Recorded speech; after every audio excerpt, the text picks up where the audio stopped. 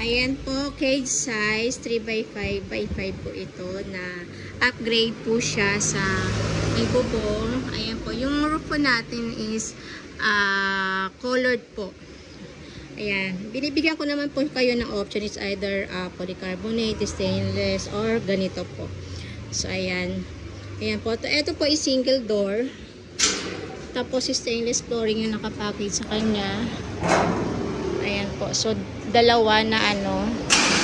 Tapos, mayroon siyang rotating feeding door. Yung diameter po nitong bowl is 26.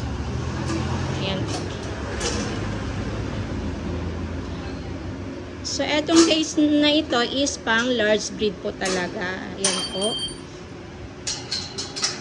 And then, elevated tray po tayo. Ayan. Kung mapapansin mo nyo po yung sa loob. Ayan po. Tapos, kanan po yung ating draft o kanan likod. Ito naman po yung heavy duty na gulong. Tapos, yung body frame niya, talagang heavy duty na rin po. Ayan. Ayan. So, itong case na to is fixed po. Hindi siya collapsible.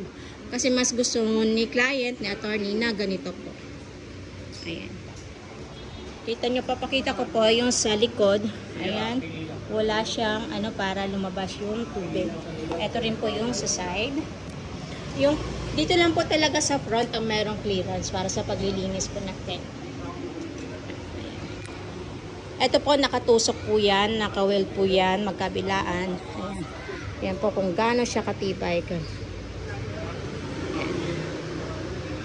So, ayan po, 304 po. 304 grade.